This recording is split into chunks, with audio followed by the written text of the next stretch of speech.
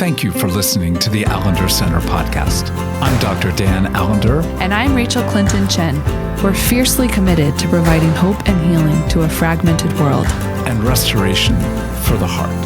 Thank you for joining us. Let's get this conversation started.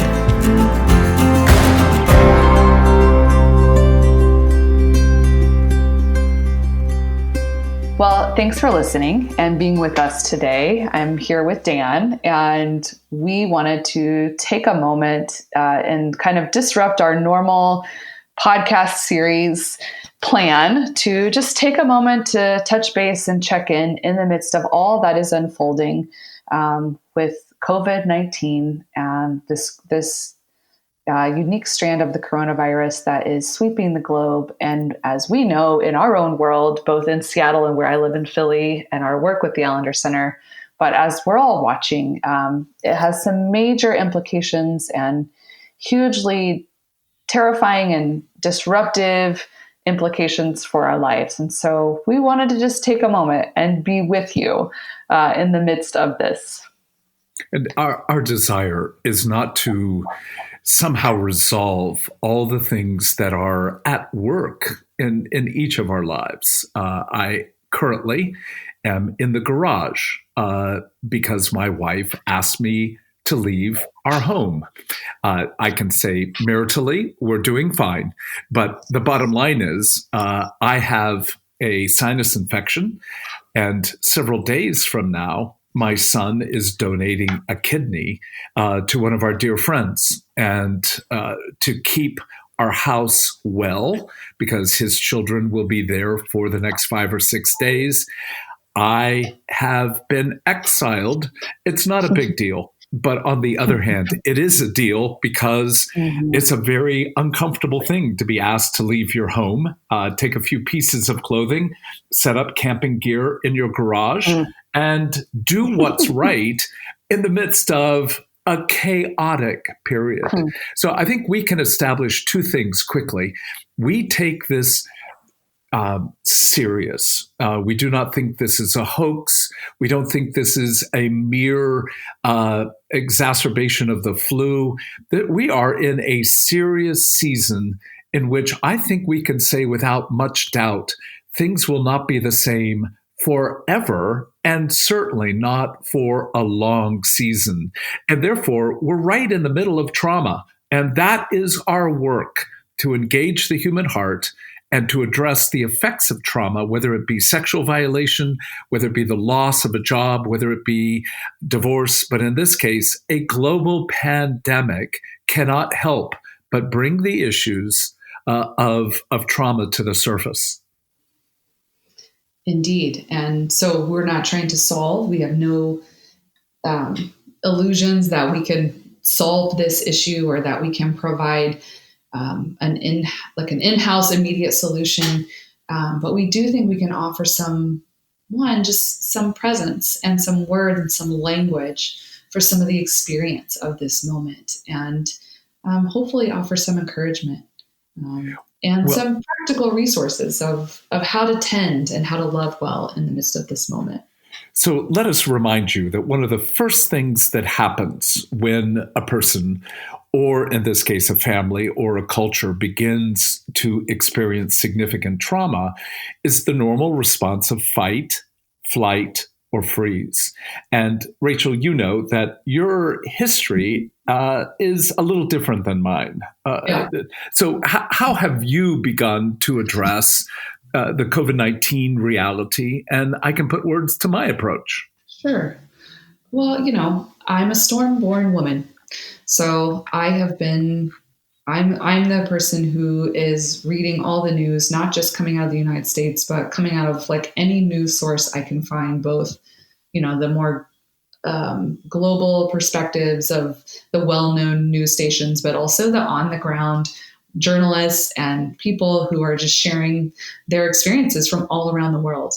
And so I have been anticipating kind of the moment we find ourselves in currently, where schools are closing, where local governments and national governments are declaring states of emergency, where we're all just trying to make sense of how do we both stay safe, but also how do we live when there's going to be an extended period of disruption? So I've kind of been in a heightened state of anxiety and watchfulness and preparation.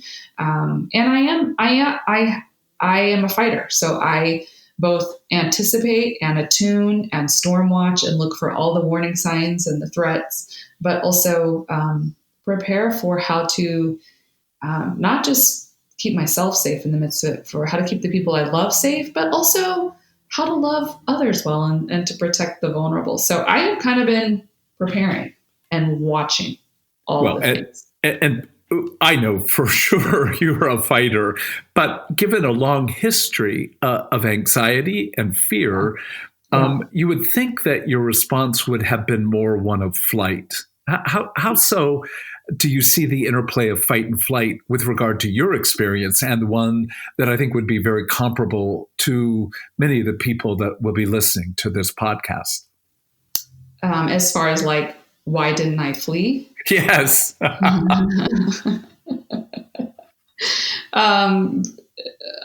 Because I think the nature of like the way I deal with fear is kind of this sense of, well, if I know what I'm up against, then maybe I have some volition to do something.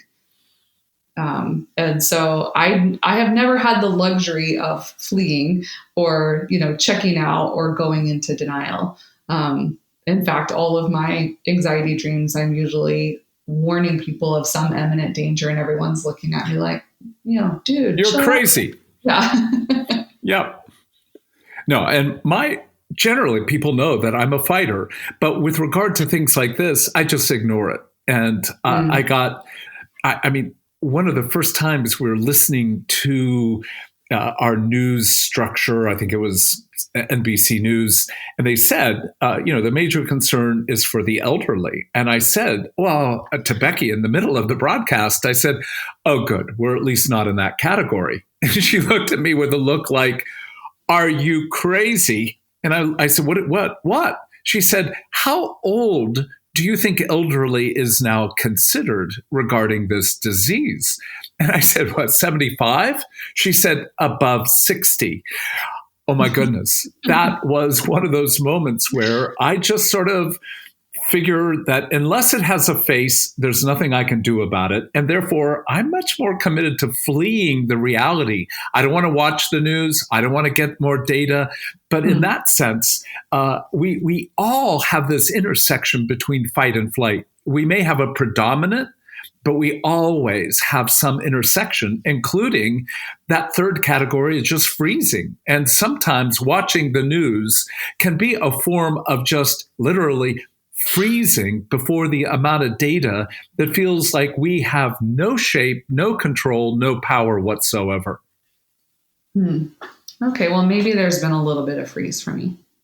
Well, the task is in many ways not to just come to one awareness or another, but to be aware of how all three are playing out in this process. Because if you're not afraid, then you are living at a level of denial and a level of presumption that actually is dangerous, not just to yourself, but frankly, to your family, to your friends, and anyone with whom you're with. We are not going to repeat the obvious statements of make sure you're washing your hands often.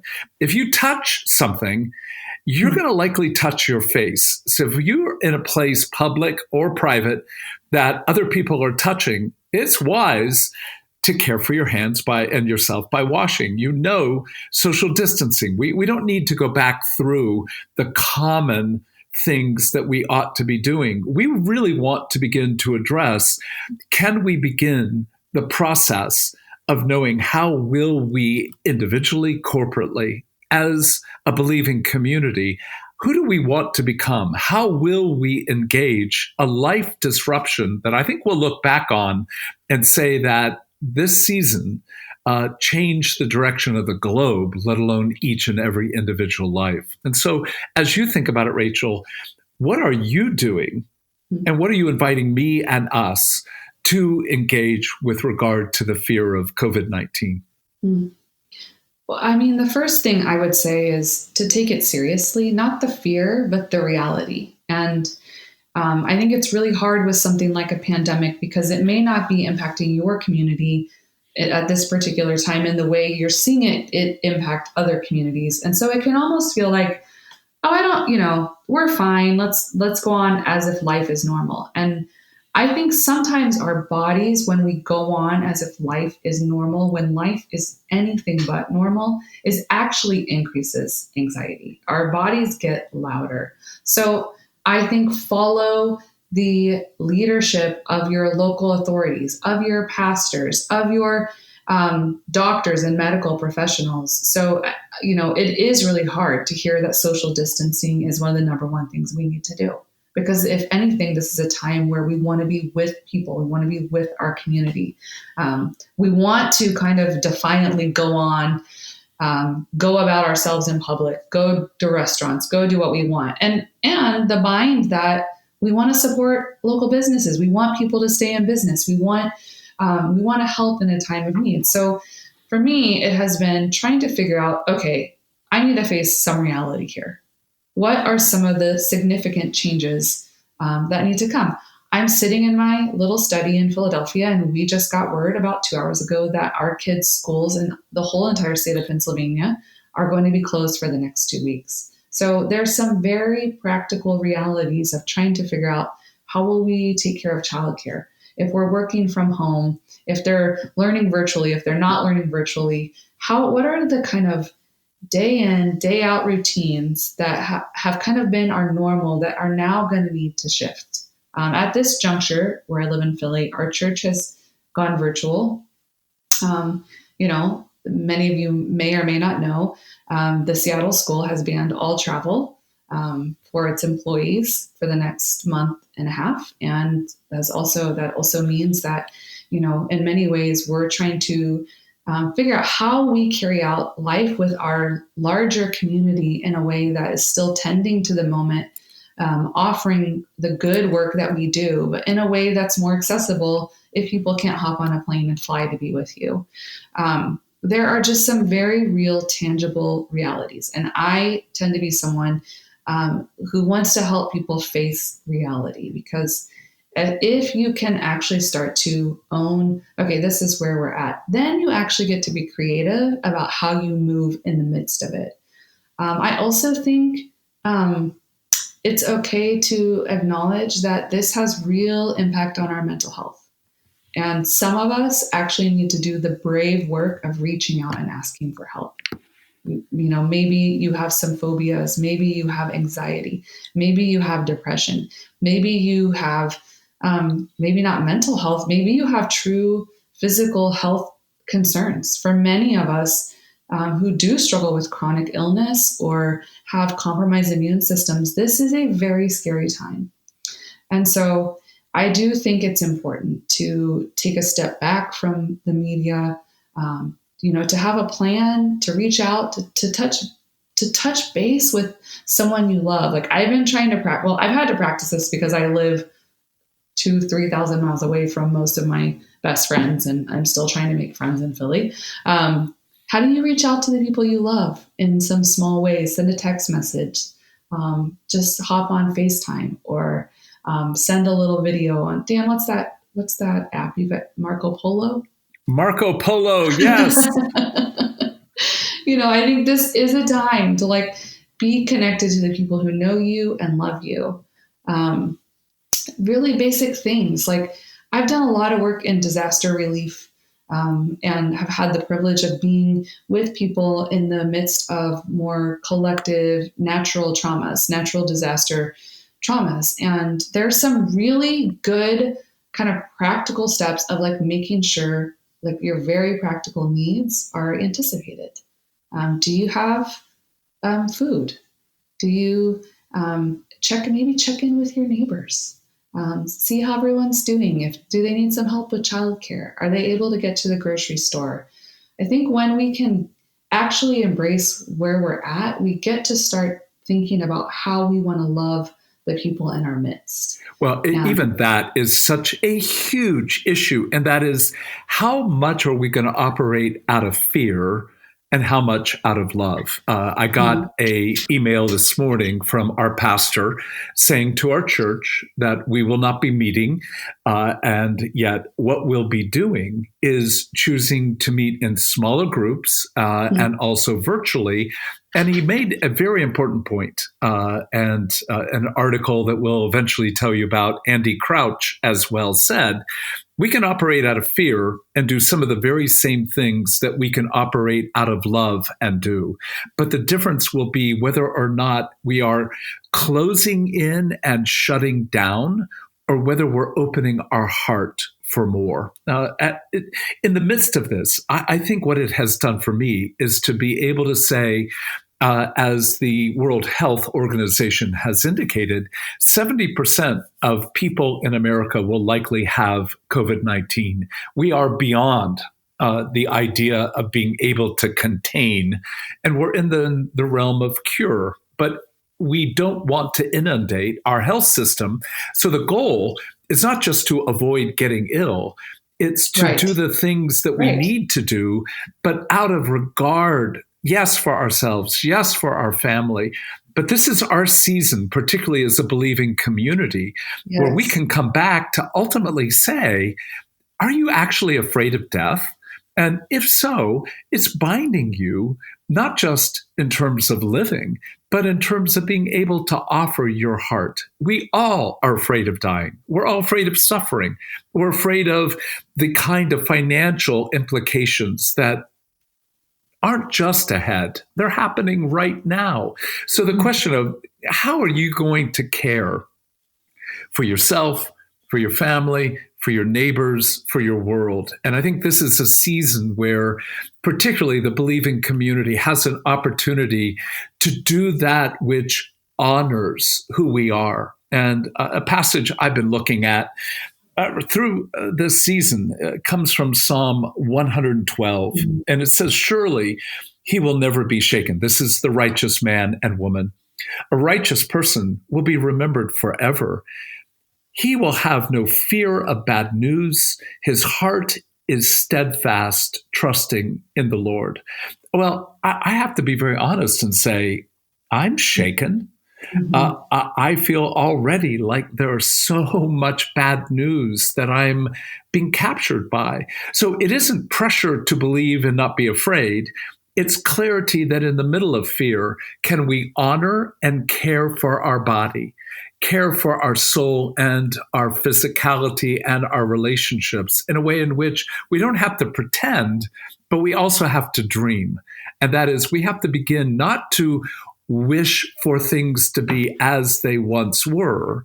We have to begin to allow ourselves to say, our world is going to change. It is changing. And that will be true almost for every element, including how we shake hands or not. But actually, we get to begin already to imagine, I would love to become the kind of person that indeed bad news doesn't shake me. My heart is steadfast. You know, when it goes on to say his heart is secure, he will have no fear. In the end, he will look and triumph over his foes. Well, even if I know my life and my heart don't fully reflect that, at least at this moment, I can pray that through this process, I will become the person I'm meant to be, whether I live or die. And knowing that I will die one day, now I can, in one sense, embrace good care with wisdom, but without, in one sense, the compelling, compulsive need to somehow fix where we are. Well, and I just love that sense of, I mean, I'm going to be straight up honest here, and I feel like I'm pretty honest on this podcast, but I am pretty neurotic when it comes to germs and staying well. I pursue a lot of naturopathic medicine and essential oils and acupuncture, and really believe in holistic health and think good health starts in the gut and the whole thing. And I would love to say I have not been scared, but I have been so neurotic. And I have to watch where I feel my heart wanting to turn towards scarcity, towards self-preservation, at the risk of really turning my back on my neighbor. I can feel that pull to want to just turn inward, to shut the door and basically be like, I'll emerge 2 months from now. Now, don't get me wrong. I am going to actually ask my family. We are going to try to practice social distancing in a way that takes seriously that we may be fine, even if we get this virus. But not everyone that we will be around or come in contact with has that luxury of that kind of privileged safety. And so we want to love in that way. But I do not want my heart to be given over to a lack of imagination or creativity that says, like, how do I stay connected to my faith community in a different way? What is it that I have to learn about a reminder of our interconnectedness and how connected we really are as a global community and in our local communities? And, and like, how patient can I be? Where am I willing to, I don't have a choice, right? Like, I have to be patient. I'm going to be working from home, which I do, while also trying to tend to young boys who have a lot of energy and are going to be so excited to not be in school until it gets really boring. That's really horrible funny. Yeah. And so, I think I just want to like own like the very human reality of, I don't know if any of us have the luxury in the midst of this kind of crisis or trauma to just be the best version of ourselves. But I think there's an invitation to be vulnerable, to be honest, and to learn and to grow together. And that's where I would just say I was on the Twitter today, which is one of my confessions as well, that I need to not spend as much time on Twitter. But there have been all these videos surfacing of people in Italy, the Italians, who have been under quarantine now for almost a week. And they're singing. And the street is full of singing that's coming from the apartments and the homes that are surrounding. And you can't really, it's usually at night, and you can't see people because no one's in the street. They're all in their homes, but you can hear everyone joining in. And for me, that's just kind of a picture of what I think Jesus can invite us to in these moments, in these valley moments where trauma really does shut down our capacity to imagine. It shuts down our capacity to find language for what is happening. It shuts down our capacity to stay present. There's a real pull to want to numb, to want to dissociate, to want to isolate. And I think my call to us would be that we would do the good, courageous work of leaning into an invitation to love boldly as people who, I love what you're saying, who have already been baptized with Jesus, who have said, like, I don't have to fear death because it doesn't have the final word. And that's not an indictment against being afraid. And I hope we're nuancing that well. Well, I think that fact of being able to hold both, I'm afraid, but in that fear, I know it's so counterproductive to try to escape the fear. I woke up at about 3 a.m. thinking about my son, surgery. He's doing such a bold, courageous, loving act. I am so proud of him. But I wanted to call him at 3 a.m. and say, you can't do it right now. You can't do it. But just being able to literally, I literally physically sat up in bed. I put my arms around myself and I literally just started tapping on both sides of my arms just to be able to calm my body, my heart, and to know that I will call my son, but not to tell him no, simply to tell him again, I am so proud. I think one of the things we have to make a very deep decision about, because we do not know the future other than this is not going to go away. The hardships are going to remain and grow. Can we remain human and bound to love, bound to the love of Jesus, bound to the love of one another in a way in which we're not fragmenting and then choosing to dissociate in order to escape, spending hours on, any media, Netflix, Facebook, whatever, but actually saying we need to care for one another. And a phone call to a good friend is a lot more gracious than weathering this by just getting a lot more information. Can we stay human? And can we keep from scapegoating? This is one of the big concerns I have for us as a nation. Are we going to look for someone to blame in the midst of fear that fragments and trauma that intrudes? Well, I think our human nature in every biblical story tells us that, yes, we are going to do that. So how can we be aware of our tendency to need an enemy, to need a common enemy, to blame? And I'm not that. For me, I will just speak candidly. I don't think that there's anything wrong with being frustrated with some of the ways this has been handled by many people, many of our leaders, and the way information has been either withheld or not given accurately. There's nothing wrong with having frustration and being able to look back and say, this could have been handled very differently. And hopefully we will learn from this, because I don't think this is the last time we're going to have a global pandemic. I think we are far too connected in our world today, and this will happen again.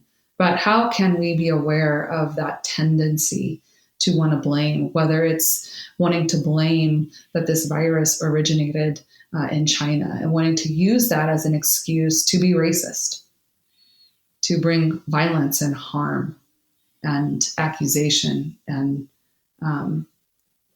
blame to people. And so I do think that needs to be called out, and it needs to be contended with, both in our hearts and in our communities. Oh gosh, yes. And when we say a particular people group gets blamed, then we can also say that oftentimes it isn't even a people group. It's just somebody that you want to turn against. It could be your son who's home for 3 days and bugging you, and all of a sudden you unleash a level of just frustration. It is scapegoating because you don't know what to do with this mounting anxiety, fragmentation, uncertainty, powerlessness, etc., that chokes us. And eventually we want to, in some sense of the word, regurgitate and to stop and to be allowed to be able to say, we've got to take walks. When I got to my little garage cave, Becky brought food. She left a lot of things. I just screamed. I just literally screamed for about 30 seconds. And I literally walked to the mirror and looked at my face and just went, well, any better? And I looked in the mirror and I went, not much. I said, well, at least there's been that engagement. We've got to find humor and not dark gallows, well, a little, but mostly the ability to, in one sense, resurrection laugh, to know that death has no sting. And I, like many, I love the scripture. I'm in the scripture, but I've been in the scriptures a lot more over the last several weeks than I have regularly been. And that's good news. So for us to begin that process of going, look, there are a few things you can do. Wash your hands, social distance, but more important than that, though that's incredibly important, is to be asking, how do I want to be? How do I want to become in the midst of this growing global tragedy and trauma? And second, how am I going to engage the people close, near, and far in order to be part of? I love that image of the Italian singing that I live in the suburbs. I couldn't hear my neighbors if they were screaming at one another.